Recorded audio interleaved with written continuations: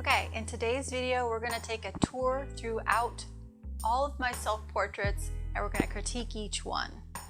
So while I haven't exactly followed in the footsteps of Rembrandt and painted a self-portrait every year, I did start pretty early on in my painting journey. And I'm really happy that I did. So not only do I have a record of what I thought I looked like back then, I have a record of my skill level at the beginning of my painting journey. So today I'm going to walk you through from my very first self-portrait to the latest, and I'm going to try my best to critique each one. My hope is that when I start the next self-portrait, I'll have an improved skill level and a better idea of how to create a really well done self-portrait. Video to follow. So there's an interesting quote. It says, "If you cannot capture the essence of your own self, how are you to capture the essence of someone else?" Welcome to Shelly J. Cox and SJC Sport Couture. This is where art meets fashion. In the early Renaissance, there was an increase in self-portraiture due to the availability of mirrors. They were more affordable and more accurate. So this brings me to my first ever self-portrait. It's called Lounging with Pooh. Pooh was my dog. I painted it in 1990. So where we're at? Year 2020? You do the math. It's really interesting. Living in Florida, you can tell the colors are reminiscent of being in Florida. It's funny, there's no shadows in the couch or the dog or where I'm sitting. Everything's floating. It's really illustrative, very flat. There's no indication of direction of light whatsoever. I have no idea where the lighting was coming from. I think I remember there was a mirror in front of me and I was actually sitting on this couch when I was painting it. The color of my skin, I think this is the kind of portrait you look at and you're painting what you think you should be painting. You're painting what you think skin looks like. You're painting what you believe idealistically a nose should look like, a mouth, eyes. I mean, it kind of looks like me, maybe, but I don't know. It could really be any blonde girl. But yeah, that was my first self-portrait ever. Moving on. Okay, self-portrait number 2, done many years later in 08.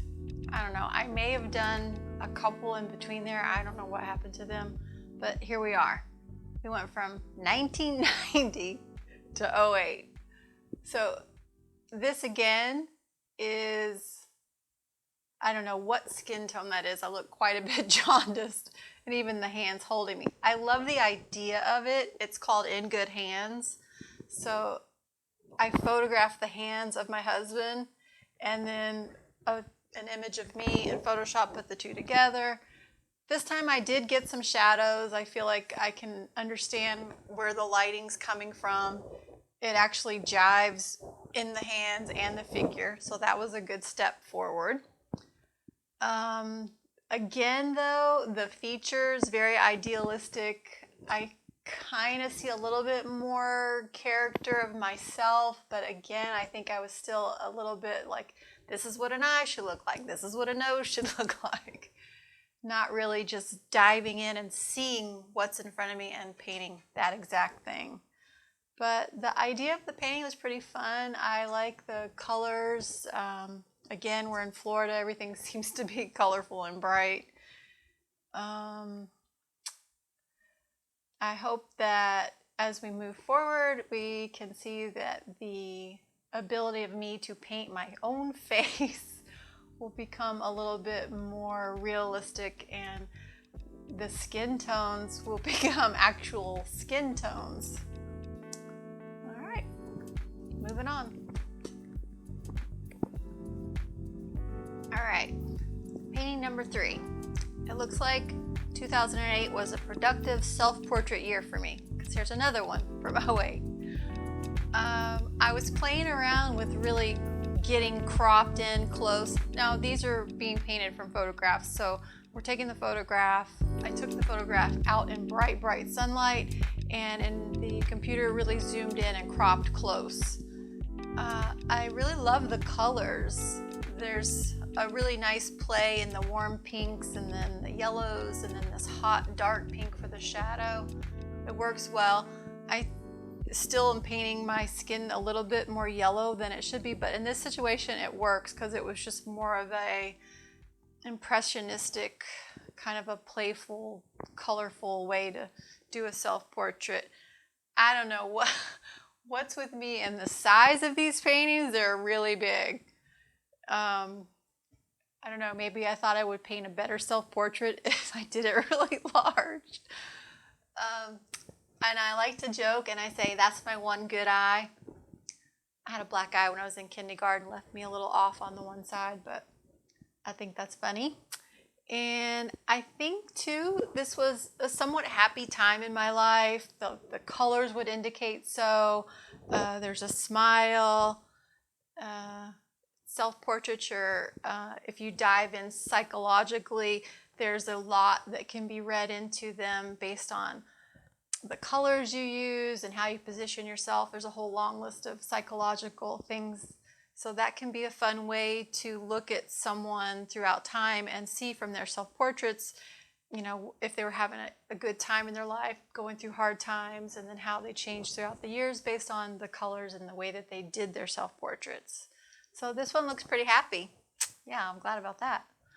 So, I don't know, a lot of people wonder, why should you even bother doing a self-portrait? Well, you're always around, you're a convenient model. I'm always available and willing, and I gotta say, I am the cheapest model out there. It's also a really cool way to experiment. It's a safe place. It's just you. You could throw it out afterwards if you want to. Nobody has to ever see it. It's a great way to experiment with technique. Maybe you want to do something stylistically, which I did here. This was a really good sample in my portfolio because it led to other commission jobs. I've done a couple other portraits in this style. Not quite this big. We shrunk it down because who has the wall space for this? And the other cool thing is you can just really take your time when you're doing your own self-portrait. All right, moving on.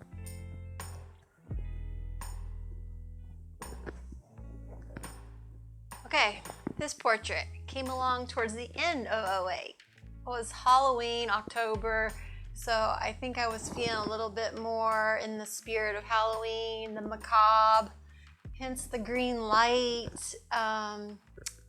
So I think it's pretty interesting. I put the heart outside on my arm because you always hear that, you wear your heart on your sleeve. So I think that's what I was trying to say. Maybe I was feeling a little sensitive or vulnerable at the time. I don't know why, maybe. Again, giant size. Also, giant eye. Not sure what that was about. Could be that I was painting what I thought an eye should look like, and also the hand was really big. I did think, since the hand was closer to the viewer, that I should be getting more detail. So you see some veins and a little bit. Skin tone's getting better, actually warming up, a little less yellow. The green may have helped that.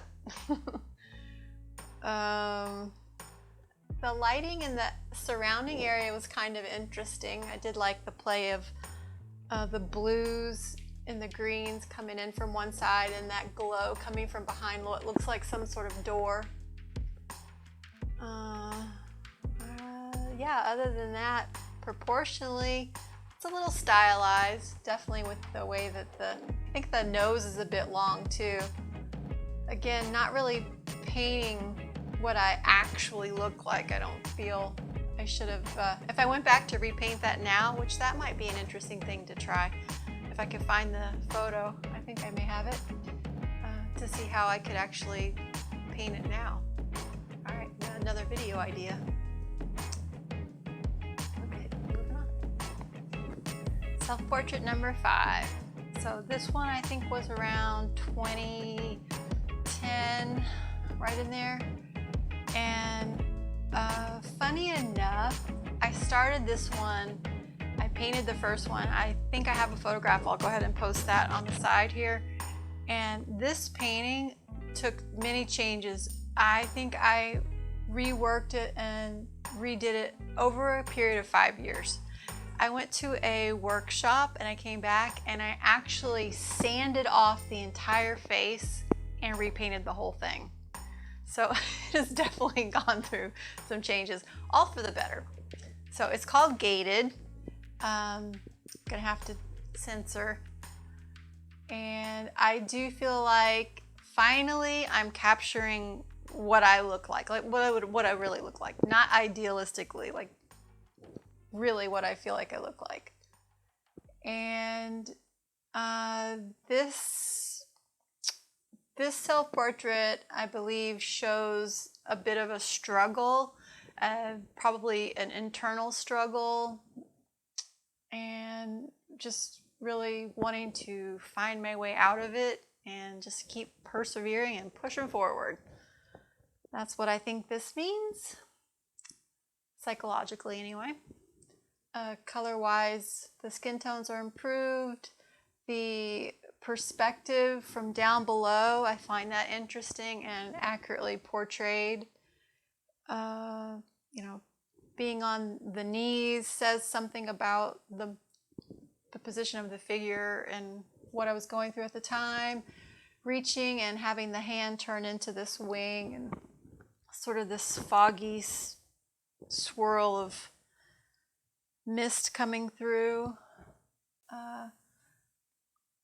So there's some interesting red and brown tones over here. I don't know if I would do those colors in the background at this point in time and how I paint. I think I would have changed those now going forward. Yeah, so portrait number 5, Gated. Never feel like a painting's done. If you guys are liking the video, be sure to hit that subscribe button and ring that bell so you're notified when I upload a new one. So here's another self-portrait. This one has a really interesting story to it. Not quite sure the year, probably around 2012, somewhere in that world. I had been told that painting the masters, doing master copies, would help you improve your skills. So I thought I would do that. I chose Norman Rockwell, and at this time I initially started doing my master copy just like a traditional master copy where you paint it and it looks just like what the original artist had painted. And as I went along, I thought, well, why don't I try to at least make it a little bit more my own, so I'm not just completely, not that anything's a waste of time, but I just wanted it to be a little bit beyond what the master copy would be. So with the Norman Rockwell, I created this series and a pseudonym for myself, Norma Cockwell.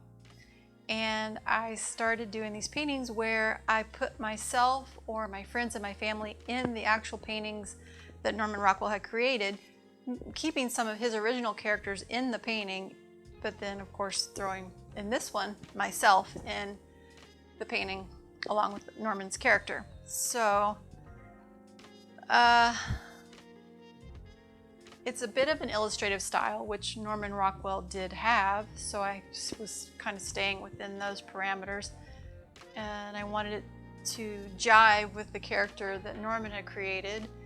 And the skin tones are still pretty cool, not as yellow, becoming a little peachier. I could have put in, I feel like I can see the direction of light. There probably could have been a little more shadow underneath my body and underneath his feet and things. I don't know, I feel like it's lacking a little bit of grounding. The wordplay was fun. Norman Rockwell did Saturday Evening Post, of course. Mine's a little bit more cheeky, if you will. I think what was going on at that time, so I created the series Norma Cockwell, and you remember how Norman Rockwell had the 4 freedoms? Well, I created Norman Rockwell's 5th freedom, the freedom of sexual expression. So these paintings in the series Norma Cockwell did were playful, cheeky, Americana, and this was one of the self-portrait versions. And then the direction that this series took was interesting. I ended up having a Rockwellianized portraiture style that some of my clients that I commissioned portraits for would actually have me paint them in this Rockwellianized style. So those came out fun. I'll have to show you some of those down the road. So the portrait, it's not too bad as far as still getting a little bit more closer to painting what I actually look like. That was a difficult perspective. I feel like I got it right. The colors are bright and fun. It went along with the actual colors of the original. In Norman's original, there was dogs running through the painting of the lines. This one is titled, or it's close to a painter's problem, I think, somewhere along the lines there. And so that is my self-portrait in my Norma Cockwell series. Okay, another self-portrait. So a really interesting thing they say is when you're doing a self-portrait, it will help push you to do a better job because you are painting yourself and you really want to paint yourself well. You want to make yourself look as good as possible, but still stay true to what you actually look like. But you're going to do your best job painting the self-portrait, supposedly. It's also a really interesting way to make a statement to the world about who you are. So there's that. So in this self-portrait, I think this is around 2014, a few years moving ahead. We've come down in size a little bit, but still a bit large, not down as much as I think my new self-portrait is only going to be, what is that, 14 by 18, somewhere, or 18 by 20, something like that. Not this big. So I was working on painting figuratively.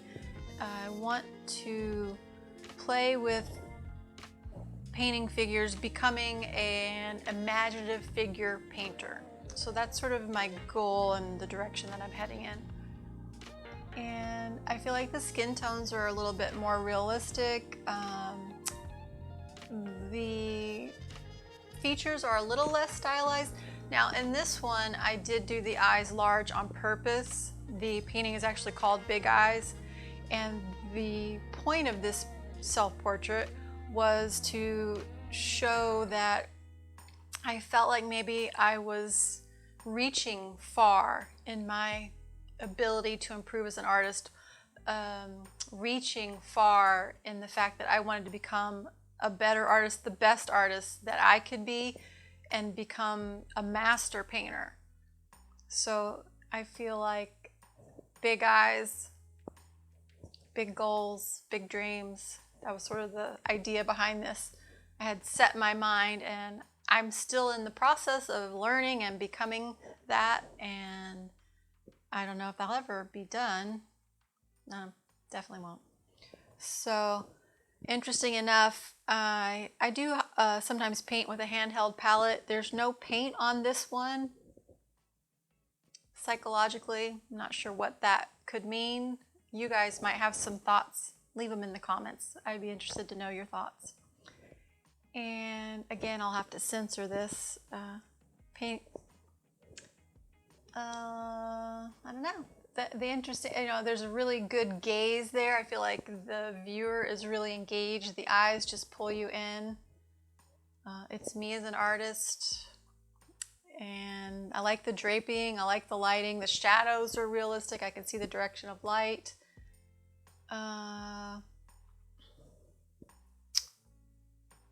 That's it. Yeah. So with this self-portrait, I did actually use a mirror. So it was from life. And I do feel like I was treating the edges a little better. I like to now paint where my edges aren't all so hard and crisp. There's some softer ones. I would have liked to have seen a little more lost edges in this. The entire outline I feel like is a bit visible. You're getting a little lost down here, which is good. But I'd like to see a little bit more treated that way. But yeah, this one from a mirror. All right, the final self-portrait, bringing us to the year 2020. And so doing a self-portrait has been done forever. I mean, some of my favorite artists doing them, Rembrandt, Van Gogh, Van Dyke, Vigée Lebrun. We'll have to talk about her in depth one day. She was a female portrait painter to Queen Marie Antoinette. So, and then Frida Kahlo and Norman Rockwell. So we discussed how I explored Norman Rockwell. Now this is my exploration of Frida Kahlo. You may have seen this in some of my other videos. It was a play on Frida Kahlo's double self-portrait. And in the portrait where she's in a men's suit and she's cutting her hair. So I kind of combined the idea of the two. And in this self-portrait, I feel like I have done a pretty good job in capturing what I actually really look like. Nothing stylized in this one at all. Skin tones are good, the shadows are there. And in the double part, I've put the mask on so you can't really see my face, but the features are there, the idea is there. I thought it was fun to break the fourth dimension with the bird coming through and right at the viewer. Being underwater, that was a bit of a challenge to try to really portray that and get the look of being underwater. And then the sky. I think it was interesting to have the hands reaching, trying to find one another. So this portrait, this self-portrait is an exploration of finding yourself, finding out who you are. So a lot of people, when they do self-portraits, that's one of the reasons why they do them, is it's a way to dive into, I mean, you're staring at yourself for hours, day after day. So you're really getting to know yourself. And this was kind of what that was saying. And also taking me in the direction of that imaginative figure painting style that I want to explore. And just really want to be creative and have fun. So you got the butterflies underwater, the fish in the air, birds coming out at you. I'm wearing a suit underwater and a snorkel. Maybe that says something about my preparedness. But I feel like, yeah, for the year 2020, you saw where I started. This is where I'm at. And now I'm going to paint a new self-portrait and we'll see how that goes. I'm gonna focus on just the head and that'll be the follow-up video after this one. So I hope you enjoyed the stroll down self-portrait memory lane with me. And I look forward to showing you the ones coming up in the future. All right, yeah. Have a good one.